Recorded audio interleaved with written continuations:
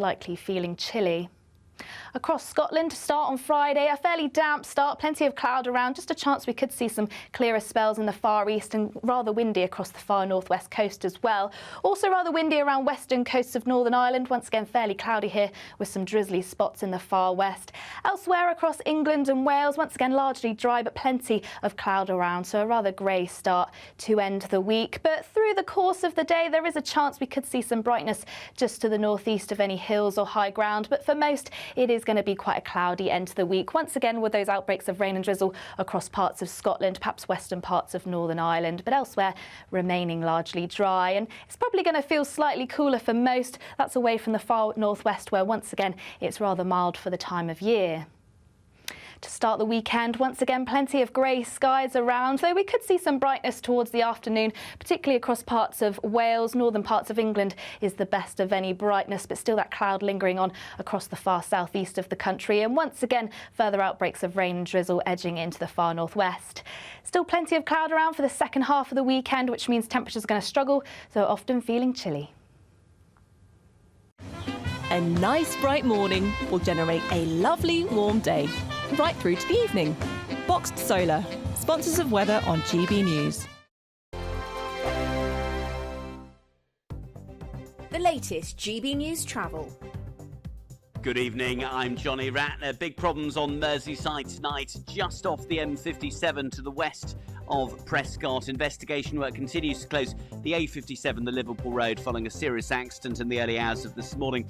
And in Greater Manchester, just over the border, the A579 is blocked northbound on Averley Way at Lee by an accident off the A578.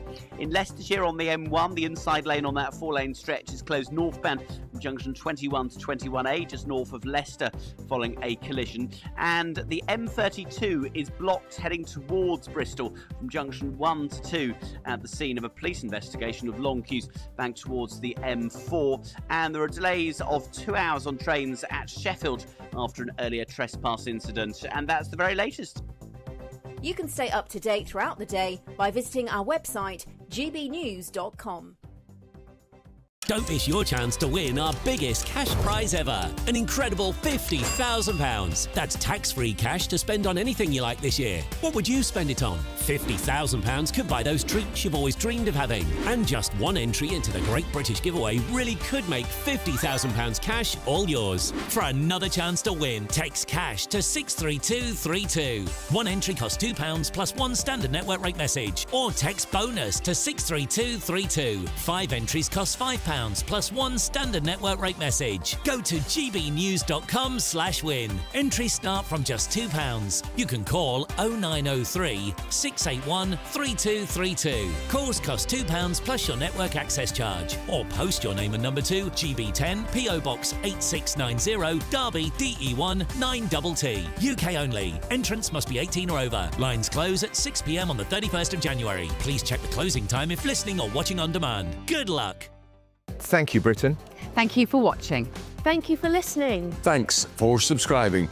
Thank you for your support. It's you that make us the People's Channel. As we reflect on our journey so far, we're filled with immense gratitude. You mean the world to us. We couldn't have reached this point without you. As a very special thank you, we are giving you the chance to win one of 50 GB News thank you boxes. They're worth £50 each. For full terms and conditions, and to enter, just go to gbnews.com/thank you.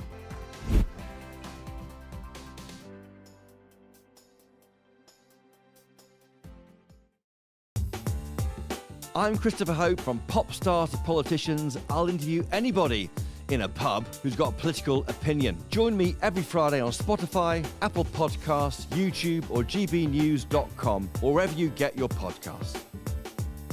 This is GB News, the People's Channel.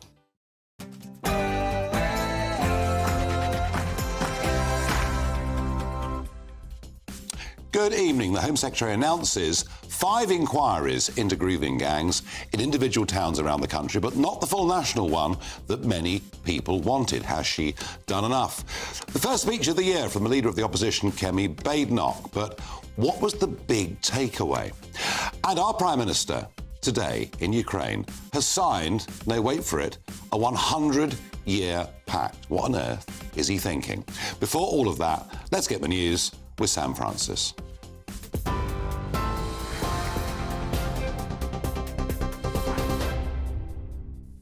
Nigel, thank you very much. Good evening to you. Just coming up to 1 minute past 7. Well, after weeks of pressure on the government, the Home Secretary has today unveiled a new national-level rapid audit of grooming gangs and new local inquiries. Yvette Cooper announced tougher sentences, mandatory reporting and expanded investigations to cover recent cases. She also says the government will support victim-centred local inquiries in Oldham and 4 other pilot areas. All those national inquiries, reports and hundreds of recommendations, far too little action has been taken and shamefully little progress has been made. The most important task should be to increase police investigations into these horrific crimes and get abusers behind bars. We will introduce stronger sentences for child grooming, making it an aggravating factor to organise abuse and exploitation. And I can announce new action today to help victims get more investigations and prosecutions underway. Well, in other news this evening, an investigation is now underway after convicted murderer Jake Fahey, known as rapper 10, recorded drill music referencing the murder of schoolboy Ginny Mizzen. The 35-year-old, who was released from prison in June 2023, appears in balaclava-clad videos boasting about violence. One track recently played on BBC Radio includes disturbing lyrics allegedly referencing Jimmy's death. The Conservatives' Robert Jenrick has called for an apology from the BBC, accusing them of promoting music from a man responsible for what he described as a shocking crime. The broadcaster, though, claims it was unaware of the identity of the rapper when his tracks were played on air. Earlier, Jimmy's mother, Margaret Mizzen, told us that the rap lyrics are absolutely horrendous and that she wants answers from the BBC. I think it's absolutely beyond disgraceful. I can't believe that the BBC would do this. Now, I know that at the moment they're saying, well, they didn't know who he was, etc. But there must be ways of looking at these things. You know, perhaps people show their passports with a name or something, but they're making excuses. There's no excuses. They played his music, and you're playing the music of someone who's committed murder. And in other news tonight, a 19-year-old neo-Nazi Satanist has been jailed for 6 years for encouraging girls to self-harm and to take their own lives. Cameron Finnegan, who joined a violent extremist group called 764, was found guilty of multiple offences, including possessing indecent images of children and having a document for terrorist purposes. Finnegan, who communicated with others through apps like Telegram and Snapchat, encouraged one girl to hang herself on video to share with the group. He was sentenced today at the Old Bailey with an extended licence of 3 years. And news tonight that David Lynch, the Oscar-nominated director of films including Blue Velvet and co-creator of the cult drama series Twin Peaks, has sadly died at the age of 78. The surrealist filmmaking giant was best known for his blend of unsettling visuals and unique storytelling style. His family announced his death on social media, writing, "There is now a big hole in the world now that he's no longer with us. But, as he would say, keep your eye on the donut and not on the hole." David Lynch, remembered today as one of the greatest directors, has died at the age of 78. That's the news on GB News. A full roundup at 8 o'clock. Now, though, back to Westminster and Nigel. For the very latest GB News direct to your smartphone, sign up to News Alerts by scanning the QR code or go to gbnews.com/alerts.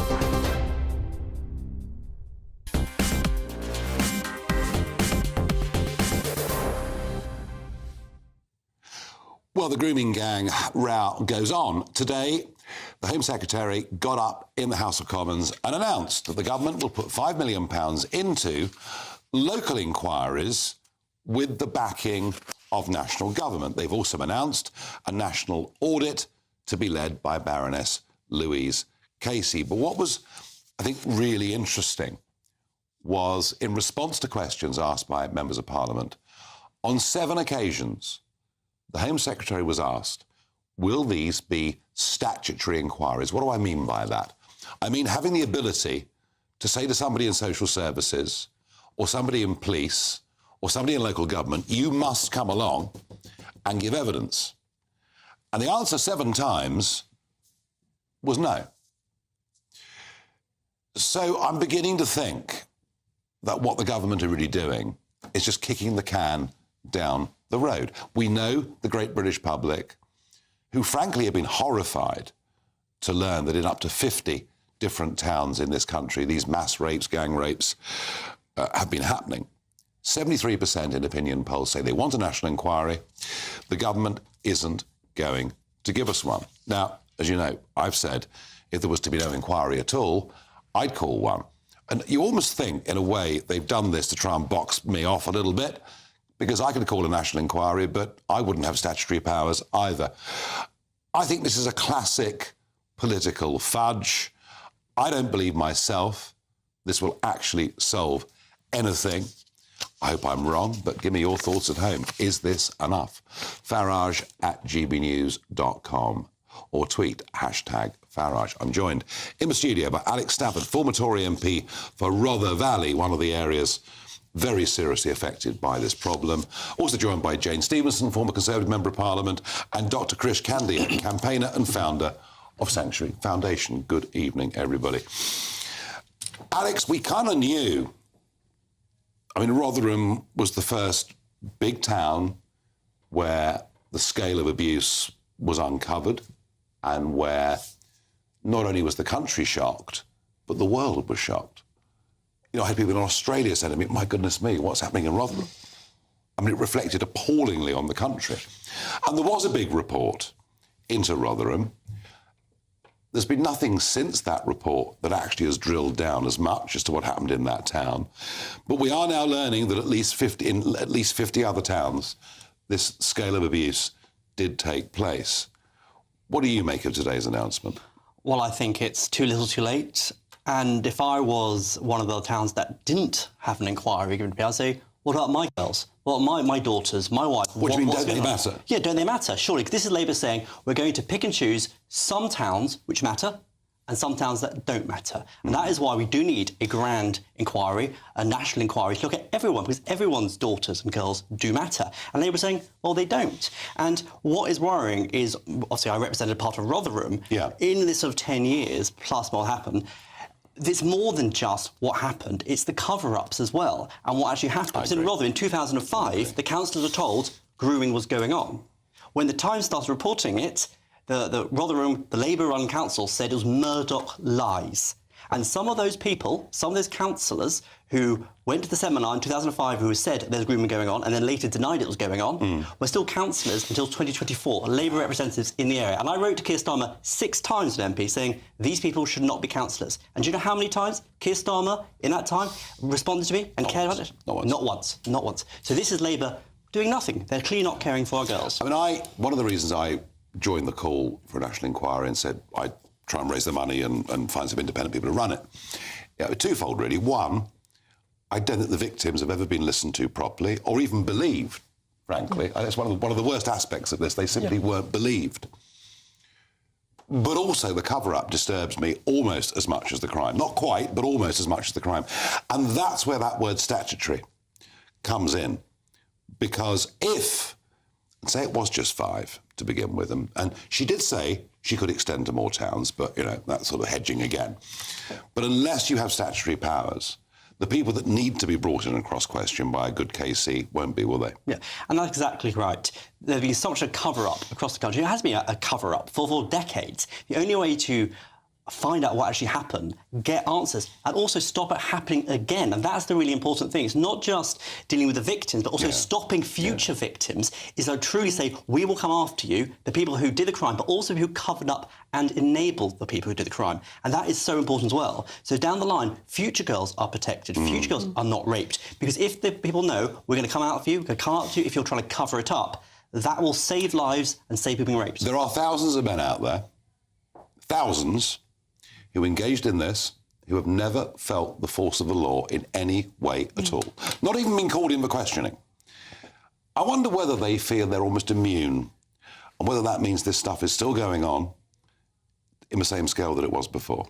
I think you're sadly right. I think it is going on. I think we only will know the scale of it and stop it if we have this national inquiry. To find out the truth. Exactly, and that's so important. But also there's clearly a culture of cover-ups and lies. We need to say that culture is ended. We're going to look at everybody, whether you committed the crime itself or if you covered up, or even if you turned a blind eye when you were, let's say, a councillor or a police person or somebody in the council, that we will come after you as well to look at you and stop that happening, because everybody is responsible, not just the people who committed the horrific crimes, but the people who turned a blind eye. I agree. Krish, I wonder why we've been behaving like this. Is it that we're fearful if we point the finger, and we know there's been a particular problem amongst a group of men from Pakistan, interestingly, who come from certain parts of Pakistan, because this is a problem there too. That point is worth making. Have we not really followed this more rigorously because we're sort of afraid of being called racist or Islamophobic? I think that might be part of it. I think, look, we've overlooked children who are vulnerable for a very long time. This is not a political question for me. I'm a foster parent. My wife and I have been fostering for 18 years. Have you? Many of the children we've looked after have been survivors of abuse and rape. Sadly, you're more likely to be abused by someone that you know. You're more likely to be abused by a family member or a friend. And I think whatever your race, whatever your ethnicity, whatever your religion, if you've committed a crime against a child, you need to be punished to the maximum extent of the law. My worry about this is we've politicised the gang rape of children. Why are we talking about this now? We're talking about it now because a friend of yours who I admire in many aspects tweeted about this just before New Year, didn't he? Yeah, he did really get... I mean, it's important that he's racist. To be fair, Charlie Peters of GB News did do a huge amount of work. But you're right, Elon did it. He's put this on the radar. He did. And, you know, the J report came out in 2014 and had all sorts of recommendations. The Conservative government at the time had 10 years in power to do something about this and did nothing. I know this is a political debate show, but I tend to be non-political on this subject. Actually, on this subject... Yeah. I'm endeavouring not to be too party political. I think that's important, because we've got to put the children first at the middle of this. To be fair to the Labour Party, their new Children's Wellbeing Act is putting into play some of the recommendations from the J report, and they've been in office, 6-7 months? So they've done more in their time in office than the Conservatives did in 10 years. OK, I take that point. I mean, Alex, you know... We know it's Labour councils in where this happened geographically. We know that Labour councillors knew and just chose not to act. But the corresponding claim that in 14 years... I mean, Kemi Badenoch is the leader of the Conservative Party. She was Women's Minister from 2022 to 2024. She's been a Member of Parliament since 2017. She's never... Yeah, Women and Children's Minister. Yeah. And she's never mentioned this once.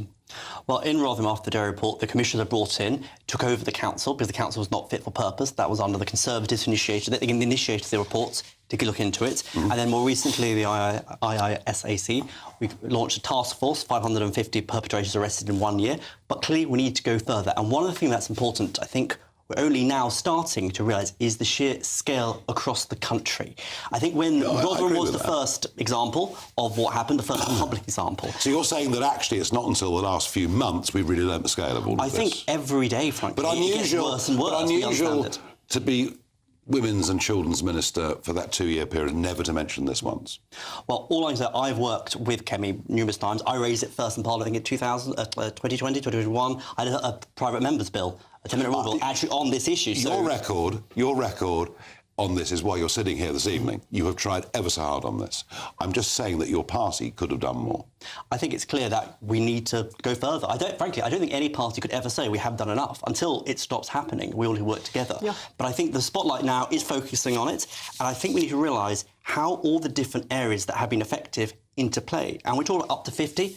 God forbid, it could be even worse. And the only way I think we realise you can't do a peaceful, or shouldn't rather do a piecemeal strategy dealing with one town here, one town there. You need to what is happening to our country? What is going on? Because this is a national scale problem. We're talking about thousands, tens of thousands of perpetrators, hundreds of thousands of girls. This is a monumental catastrophe for Britain. And the only way we can now deal with it to redress what's happened. But once again, stop future incidents happen. And that, I think, isn't being talked about enough. It's a national... In conclusion, the announcements today from the Home Secretary? Too little, too late, won't achieve anything. Jane? Not enough, nearly not enough. Only now, thanks to Charlie Peters and some fantastic journalism, bringing together, beginning to put the jigsaw puzzle together of what happened from the local inquiries, from research. I think all of us who read the sentencing remarks that were widely kind of tweeted... Quite hard to read. I feel ashamed I didn't know that was the sort of level. It was excruciating to read.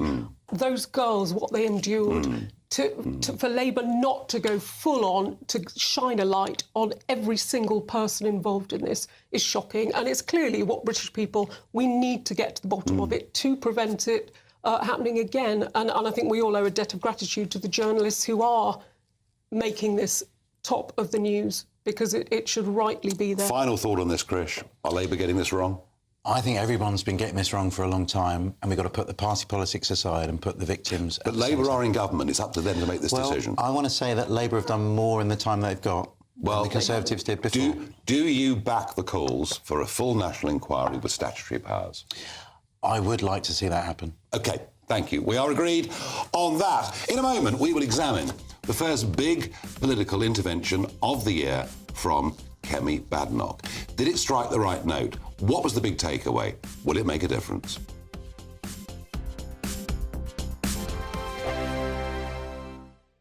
Sunday with Michael Portillo from 11, only on GB News. Figures released by the National Child Measurement Programme in 2024 found that almost 1 in 10 children was obese in the first year of school. Children living in deprived areas are twice as likely to be overweight as those in more affluent parts. Organisations like the Prepped Foundation are educating youngsters about healthy eating by giving them the skills to create balanced meals. TV chef James Golding has joined the foundation as the head of food education, and he joins me now to talk about the work. James, lovely to see you here. Good to see you too, Mike. So Prepped used to be Table Talk Foundation, and it's now obviously Prep for Life, Prep for Knowledge. It's basically a charity to encourage kids to have a better understanding of food, but at the same time enjoy cooking and hopefully make better food choices in their life, as well as perhaps, you know, share the information we give them with their families. Do you see them developing an understanding of the difference between healthy and unhealthy food? Yes, I think that, you know, kids tend to sort of be taught a lot of this in school, but being able to actually ask questions to a chef and be able to cook with produce which they know is one, that it's going to be tasty because they've tasted it, but two, open their eyes to food that they may not have tried before. I think that, you know, I think a lot of kids say they don't want to try stuff because they don't like the way it looks, but the way that we produce our sessions, you know, we encourage the kids to try, and I think it really does open their eyes. It's very easy, I think, currently to be able to make easier choices, say fast food choices or you know, that type of thing, and it's obviously giving people the ability to make the right choices, but also the skills to be able to do it. So I think it's something that needs to be addressed and something that really needs to be pushed, and that's what we're doing as a charity. GB News, the People's Channel. We're proud to be GB News, the People's Channel. And as you know, we always love to hear your views. Now, there's a new way of getting in touch with us at gbnews.com/your-say. By commenting, you can be part of a live conversation and join our GB News community. You can even talk to me, Bev Turner, or any of the members of the GB News family. Join me, Nana Akwe, for an informative, interactive news programme with a difference. It's fun. No, he didn't say that, Dave. I'm so surprised. I think there's an element of truth to that. Join me from 3 p.m. every weekend, only on GB News, Britain's news channel. If you want your news to be straight talking... This is the nightmare for the Conservatives again. Down to earth. It's not just Nottingham where this is happening, is it? And most importantly, honest. Hard-working, middle-class taxpayers, they'll get their book thrown at them. Then catch me, Martin Daubney, Monday to Friday, 3 till 6 p.m. on GB News, Britain's news channel.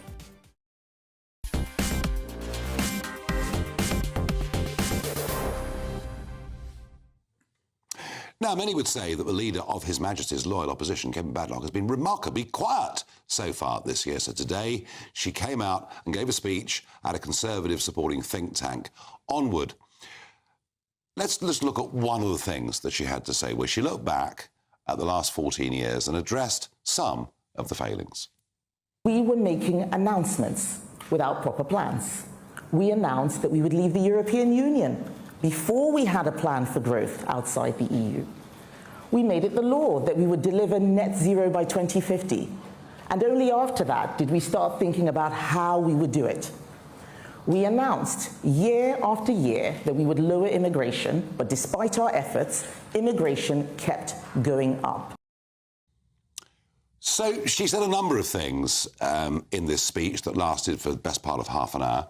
It's interesting, looking online at all the media publications, they've all picked something different. Some have picked what she said on immigration, some have picked what she said about net zero. And I think my big criticism, well, not criticism, but comment, would be there wasn't one big, clear message. Nothing really stood out. Nothing really punched in all of it. Apart from saying, maybe that clip we just picked, that, well, we sort of got it all wrong, really, and didn't prepare for Brexit. And Jane Stevens said, I'm going to put it to you that actually the Conservative government of 2019 never really believed in Brexit. Oh, well, I went in believing in Brexit. It was why I stood. I know. I think what we've seen is realising government is difficult. Opposition is fairly easy. You get to point and say, we do it much better. I think Kemi was right today to try and really give a good summary and own up to what didn't go as well as it should have done. But I think the benefits of Brexit, I mean, I was an ERG member when I was in Parliament. There were a large caucus of us. What I'm pleased she did was talk about core Conservative principles that lots of us felt we did get a bit muddied. A lot of people who voted Conservative in 2019 and gave Boris an 80-seat majority listened to those things in 2019. Yeah. A lot of people who voted them in 17, 15 and 10 believed in those things to be let down again and again and again and again. I think this is her big problem, right? We made a mess of it. We understand that. We accept it. We're going to move on. If you have a look at who's running number 10, if you have a look at who's in the shadow cabinet, it's the same people. Not entirely. I think... Pretty much. Well, I think we have big challenges as a party because the broad church, I think, was so broad the walls were starting to sort of push out at the sides a little bit. I think those...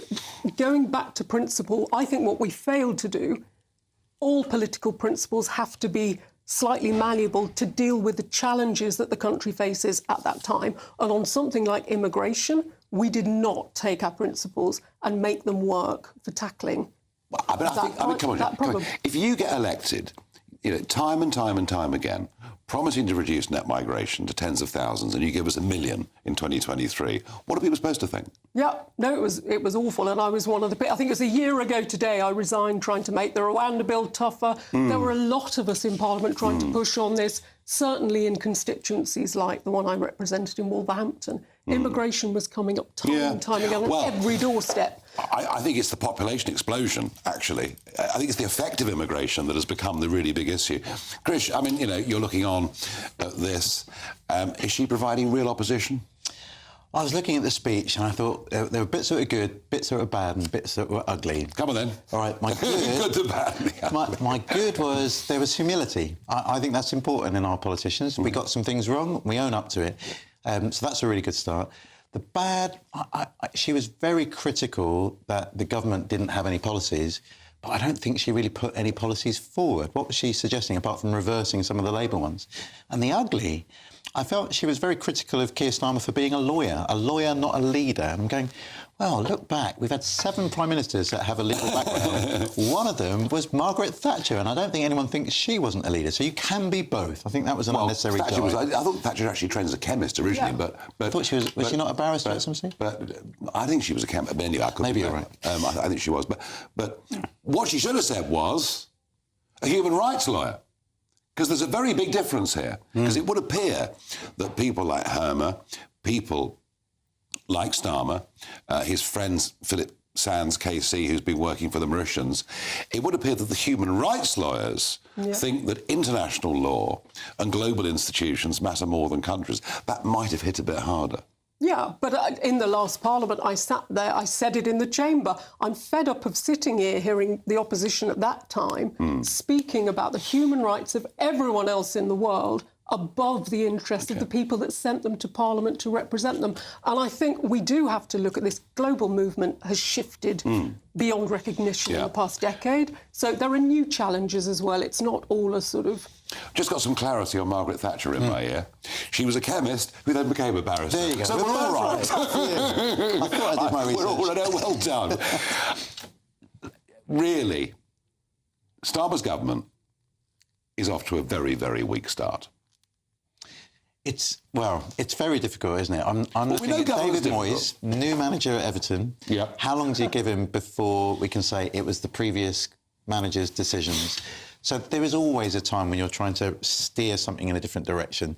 And 6 months in, it's a lot to turn around. Don't you think that Kemi Badenoch's actually got quite a lot of... I mean, Reform are on the rise through disenchantment with both of them. She had a bit to say about that today. Well, she stood by her comments. She's stuck by her ridiculous claim that we'd made up the membership numbers on the live ticker. I mean, we're 50,000 past that now, I'm pleased to say, but very odd thing to stick to, I thought.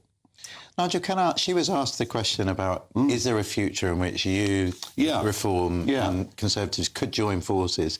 Could you see that as part of the future? My problem is I just don't trust them.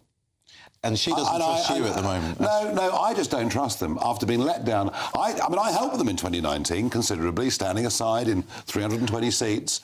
I just don't trust them. She did articulate some Conservative principles today, you're right, but in very big, broad terms. But as soon as the Conservative Party come down to actual policy, for example, the European Convention on Human Rights, you suddenly find the parties literally split down the middle. Isn't that the fundamental problem? We are hearing that. I was pleased Steve Barclay this week wrote an article in the Telegraph saying, yes, we need to now leave. But there are as many who would say the opposite. Isn't her problem as leader that whatever her personal attributes or failings are, that the party is still fundamentally very split? It is a broad church, as I said. But does it have a united religion? Yes, but I think on certain issues and global migration clearly has been one of the big. It is the big issue at the moment. I think it's not just going to be the UK that solves this. It needs destination countries working together with the US to completely, I think, rip up the whole system and start again. But that's probably a little bit. I thought she made an interesting comment about migration. Yeah. And it was a personal part of the story that she'd seen her family in Nigeria become increasingly poor over time. And then with the last £100 that her father had, he helped her come to the UK so she could build a better life. So that seems to be very positive about economic migration, that it seems to be a positive good. I'm someone that believes in migration, so I wonder if I might have more common ground with Kemi than I thought. Well, we'll find out as time goes on. I'm going to just give a couple of answers. I asked you on grooming gangs earlier whether the government had done enough, and Deanna replied, the government must have a public inquiry. Those responsible for looking the other way must be called out and prosecuted. And this is why, of course, I keep making the point that sort of they have to have legal powers. And finally, Jennifer says an inquiry will only give answers to the questions asked. If the right questions are clearly defined, then the 5 will be a start, the rest will follow. Well, I would love to agree with all of that if they had statutory powers. In a minute, our Prime Minister, Sir Keir Starmer, in Ukraine today with President Zelensky. And the most astonishing thing I've ever heard in foreign affairs, apparently, we've just signed a 100-year pact with Ukraine. 100 years? Really?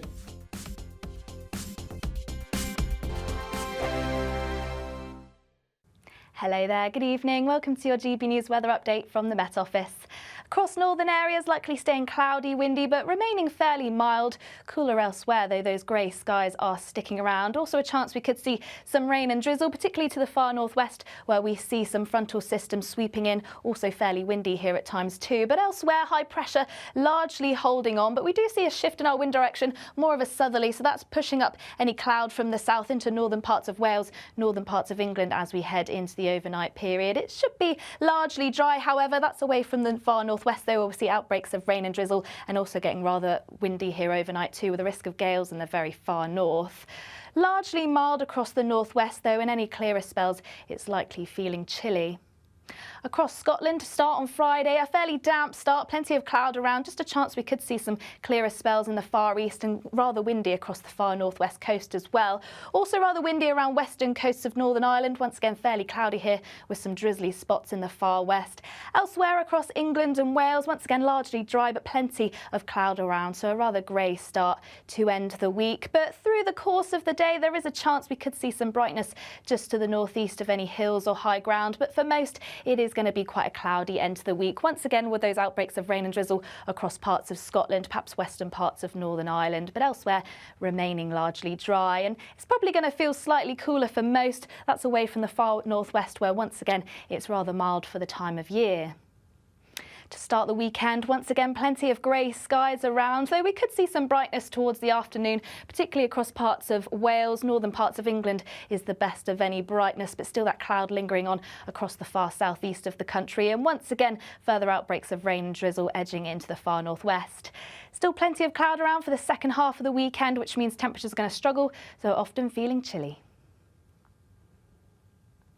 Good Afternoon Britain isn't just about us. The wonderful thing about this programme is it's about everyone watching. It's an interactive programme. Well, there absolutely is something to see here, and we're going to be talking about it more. Whether it's breaking royal news, Will, please bring us up to date. Or indeed a particularly punchy speech in the House of Commons. Very, very curious. We bring it to you live, and then we bring you live reaction as well. That's Good Afternoon Britain, weekdays from midday. Only on GB News, the People's Channel, Britain's news channel.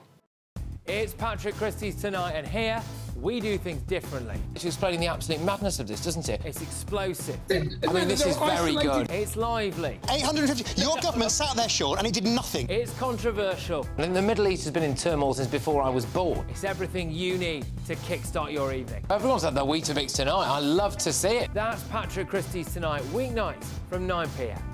Only on GB News, the People's Channel, Britain's news channel.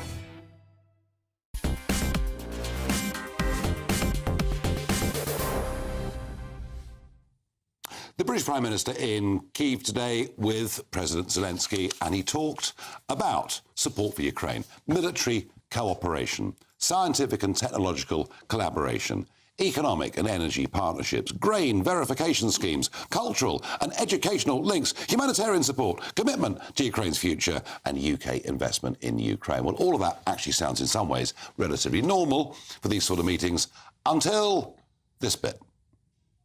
We've had an excellent meeting today, not just productive, but historic, because together we signed a landmark agreement.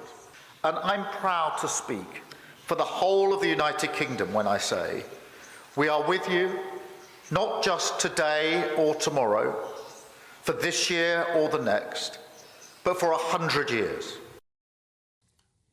You what? Did I mishear something? Have we just signed up a foreign policy commitment for 100 years? That would be rather like somebody at the Treaty of Versailles saying something that would be pertinent today. I find the whole thing extraordinary. But he says he has spoken for the whole country. I wonder whether he has spoken for former British Army spokesman Michael Shearer, who joins me on the panel. Major Shearer, has he spoken for you with a 100-year deal? Nigel, absolutely not. We have a delinquent Prime Minister. I mean, he is giving, right there, he's giving a pledge for 100 years of security, et al. I am not sure he could give the United Kingdom 5 minutes of security. I mean, if you look at the fact that he promises 2.5% GDP way before the election and during the early days, he has now come back and said, all right, well, we'll do that perhaps when we get to 2030. Now, we know that the incoming president has said, and quite rightly in my opinion, I want all NATO countries to give a minimum of 5%, because the world is in turmoil. Yeah, I mean, the 5%, that's his negotiating position, isn't it? I mean, well, why not, though? Why not? Trump's not expecting 5%, really, is he? Well, he's not even expecting 2.5%. And so to give a country the pledge of 100 years security, it's for the birds. It is a delinquent pledge. I have to say, I think for an intelligent man, it's a very ridiculous thing to have done. You mentioned Trump, and it's impossible now to talk about NATO, world affairs, the Middle East. I mean, his influence is being felt well before the inauguration. Do you think Trump coming in, and as you say, the world being in quite a perilous, certainly the most perilous in my lifetime, indeed, position, do you think the NATO countries will listen this time? They have to.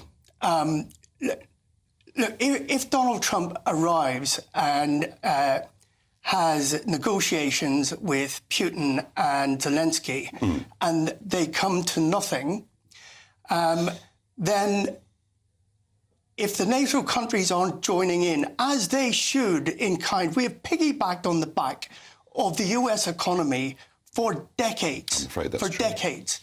And we've got to start paying for our own freedoms and our democracy. If Donald Trump decides to say to Europe, you're on your own for the time being, I'm not out, but for the time being, you're on your own, then Europe will have to stand in and pony up the money. Ukraine is a buffer state right now. We hear talk of the fact that NATO expansionism has created where we are today. There was never any agreement from 1991 when the Soviet Union broke up. Somehow people are developing this notion that we had agreed, that NATO had agreed there would be no expansionism. That is not true. Well, I mean, Kissinger put forward that that was what was said, but that argument, either way, I wonder whether the real reason that Starmer's in Ukraine today, he's almost saying to Donald Trump, when it comes to this negotiation, you know, don't give too much to the other side. Was this a bit of political posturing? It's political platitudes, because he cannot see it through. It's got him out of the country again.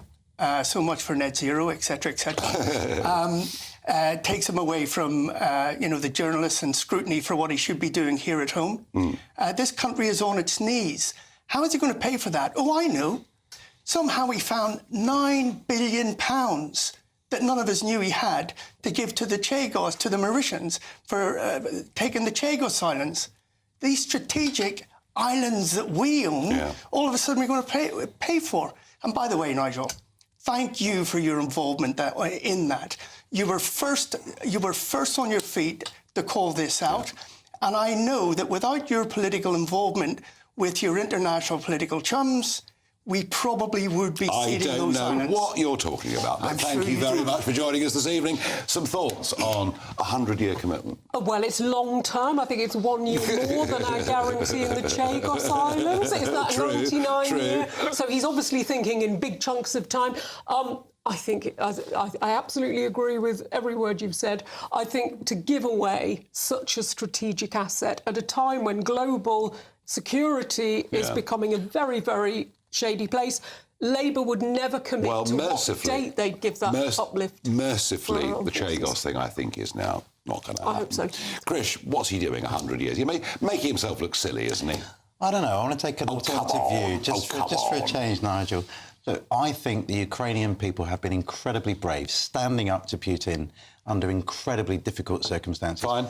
The British people have been incredibly generous. We've welcomed 200,000 Ukrainians. Get it. There is a relationship there. Yeah, well, and a Prime Minister can make a commitment for a century. Well, look, I promised my wife till death do us part, right? Well, you may live to a very big age, I don't know. That's how covenants work, that you make a commitment, you say, we are for you, for better or for worse. And I think the Ukrainians needed to hear that. At a time when they're worried that they're going to lose support around the world, that who knows what the Americans are going to do, they needed to know they still had an ally. We were the first in. That was one of the things I really appreciated about Boris Johnson. We were the first in. We said we were with them, and that was an important thing to continue to say. Isn't peace desirable? No. Peace is, of course, desirable, yes. Standing with Ukraine doesn't mean that you don't stand for peace. No. Jane? No, why not just say forever? Well, if you're going to go long term, in 101 years, we turn our back. Final quick comment on this segment, if I can, Mike. It looks to me, and if I'm wrong, you shout at me, looks to me like Russia are, little piece by little piece, beginning to win this war. It does. But that's because the West, and indeed, may I just say, America has not properly lent in here. to give the support that they absolutely need. It could turn around. Let's not forget that the US and the UK promised Ukraine, when we encouraged them to give up their tactical nuclear weapons, that we would be their security blanket. We should be holding our heads in shame, the US and the UK. I can't argue against that. We did let them down pretty badly. Thank you for joining us on the programme. A quick what the Farage moment. I suppose I shouldn't have been surprised, really. But we've been having a look at some London boroughs today, and we're looking at Earl's Court, which, of course, is part of the overall rather bigger Kensington and Chelsea Council. 64.6% of social housing tenants in Earl's Court were born outside the United Kingdom. And of that 64.6%, only 40% of those are actually in employment. And I have got to say to you, Krish, we can make positive arguments for immigration, but not when you get numbers like this. I don't know the specifics of what's going on in Earl's Court. I do know that and that takes time. That would still be a very small percentage. It would. You've got Ukrainians on top of that. There are all sorts of reasons why that could be the case. Look, we have a national problem with social housing, and it isn't all due to immigration. Do you understand the argument that I hear around the country, that whilst we want to be kind to people from the rest of the world that have been through tough times, there is a limit to that? Yes. We need to start putting our own people first. In London, we're not. I think we have a major social housing. It is one of the things Labour is trying to do. They're trying to build more. I think that's something that's needed. It's complicated about how you get that past local authorities. That's often where the things get stopped, don't they, by local people saying we don't want any more housing. We can look at other wards within, you know, it's 75% in South or West, it's 69% in Kensington. Jane, people aren't happy with this. No, and the seat I represented in Wolverhampton, we had a massive waiting list for social housing. Yeah. I think there is frustration. I think, as I said before, the asylum system, we need to look at third country relocation. You go somewhere safe, might not be into Britain. I think the numbers are just too huge, and social housing certainly can't. I wouldn't for a minute disagree with the fact we need more supply of social housing, but I have to say these figures are shocking. Ken and Chelsea Council said we don't recognise the figure being used. Both councils involved in the Earl's Court area are pushing for the maximum affording housing possible. But I can tell you these figures came from the Office of National Statistics. Thank you very much indeed. End of this segment. In a minute, we're going to come back. There are amazing things happening on Wall Street. People like me who stood up and said the ethical investment, that the net zero game was all the biggest load of baloney in history. Well, I tell you what, the argument at last is coming our way.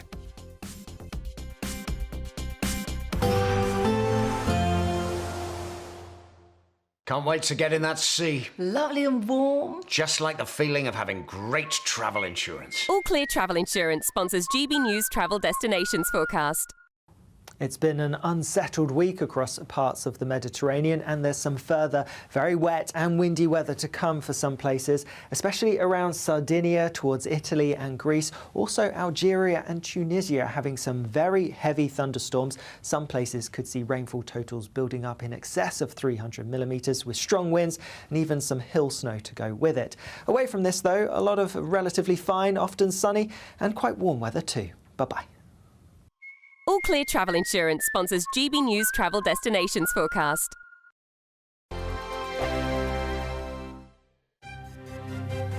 GB News Breakfast. Every day from 6 a.m. Underestimate what you did, because to do it in their backyard as well, I bet they weren't happy about it, were they, Brad? No, definitely not. Well, it makes it all the more sweeter. So they're usually pretty dominant in a two-man event, but four-man's usually where we can challenge them. And, yeah, we managed to do it yesterday and put down two solid runs. And, yeah. So, yeah, funding was a big issue for us in the last quad. But because of our results recently, we've picked up a lot more funding from UK Sport.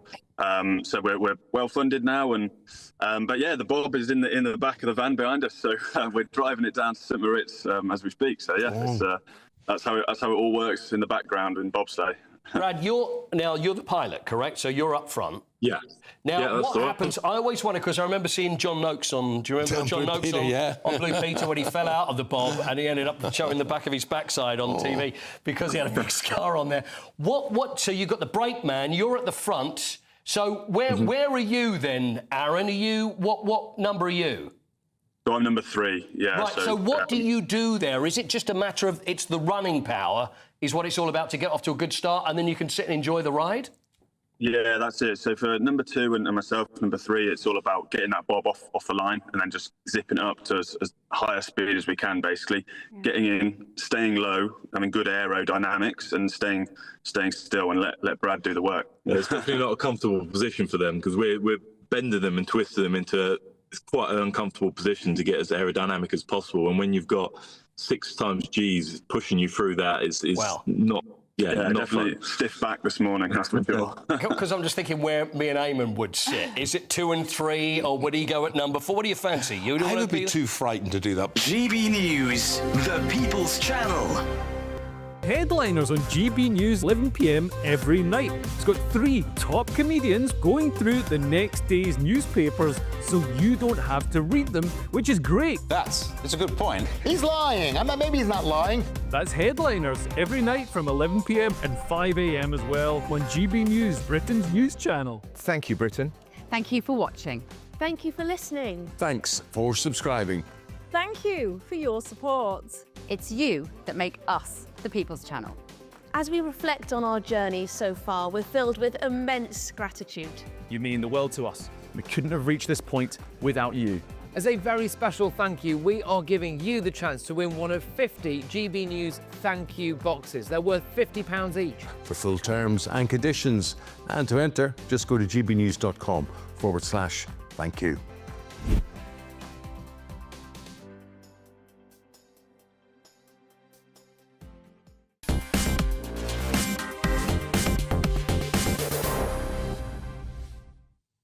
Well, once again, the impact of Trump is being felt in a very big way on Wall Street. Now, you know, over the course of the last few years, it's all been about ethical investing and green lending.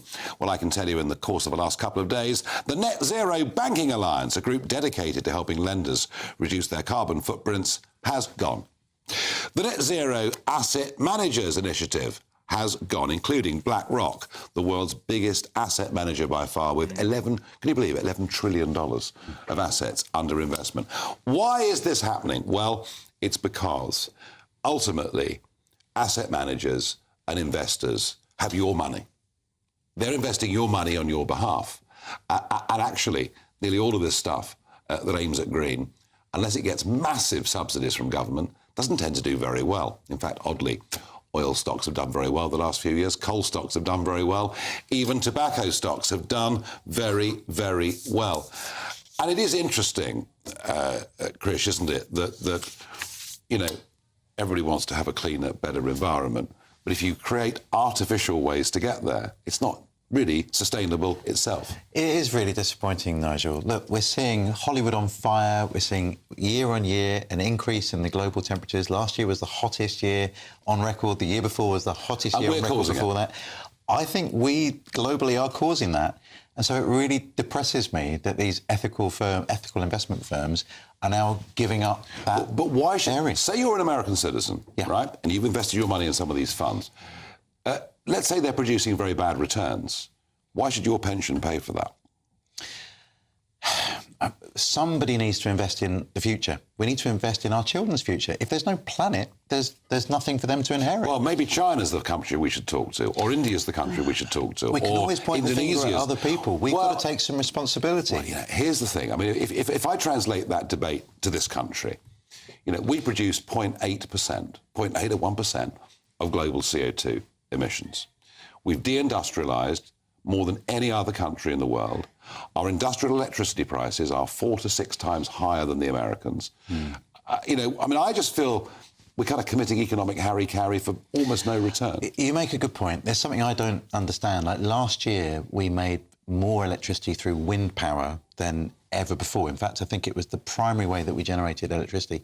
And yet, our electricity prices are higher than ever before. Yeah. I can't understand how those Well, I'll tell you how. work. Yesterday, I looked at this yesterday. So we're going through a very windless period, and there's another 7 or 8 days of this to come. So at lunchtime yesterday, 60% of our electricity generation was coming from gas. Gas that we now import more of than we produce ourselves. It's damned expensive. Yeah. We haven't war in Ukraine. And we haven't we haven't invested in nuclear, which we should have done 20 years ago. We haven't done it. And actually, wind, when it works beautifully with a force 5 on the Beaufort scale, is terrific. But the trouble is, it often then produces too much energy, and it's difficult to store. I mean, I have a feeling, Jane, that at the next general election, as it approaches, this whole question of energy costs, and by the way, electricity prices at lunchtime yesterday were horrendous. People are facing very big bills. Do we not need to rethink ourselves? The Americans are doing it. I mean, I would have gone nuclear, absolutely. I think it was the Lib Dems in the coalition that said no to nuclear, which would have been online. And the Greens are against nuclear too, and it's zero carbon. I know. Yeah. It does have other long-term consequences. No, of course, as all power production does. But we see small modular reactors now. There are some fantastic. So why did your government put into law this crackpot net zero stuff that's damaging Britain so badly economically?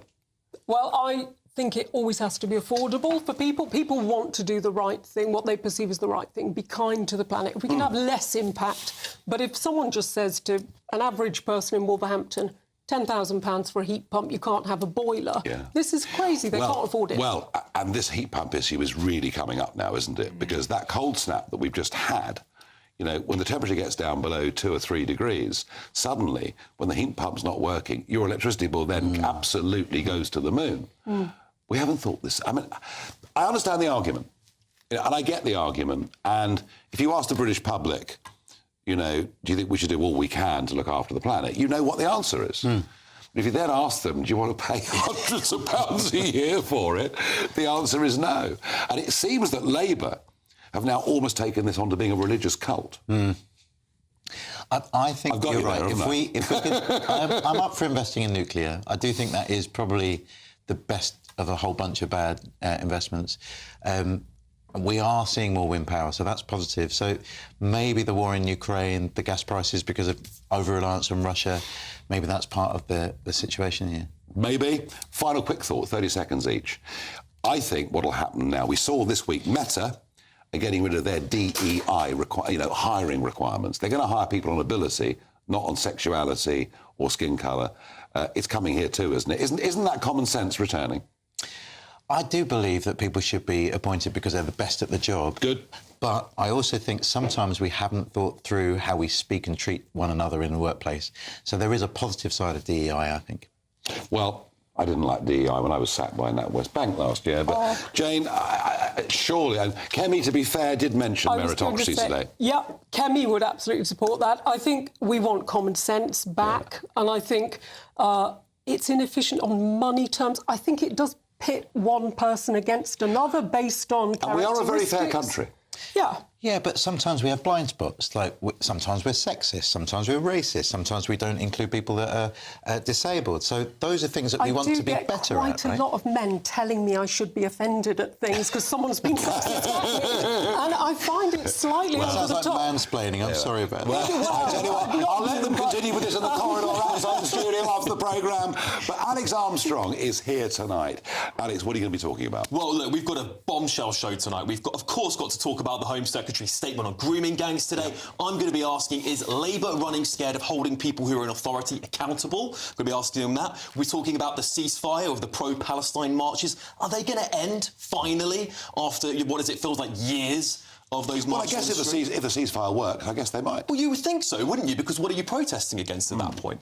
Of course, I'm going to have a Tory defector on the show. Someone who's come over to your side, Nigel. There you are. Well, I'm going to be asking him if he's riding on your coattails. Someone who's joined the light side. Now, folks, I am getting an aeroplane tomorrow. I am off to Washington, D.C., where it's going to be jolly cold. But my goodness me, I am so looking forward to the Trump inauguration on Monday, and I'll be reporting in to GB News shows over the course of the next few days. So I look forward to doing that, seeing you back on this programme very, very soon. First, let's get the weather.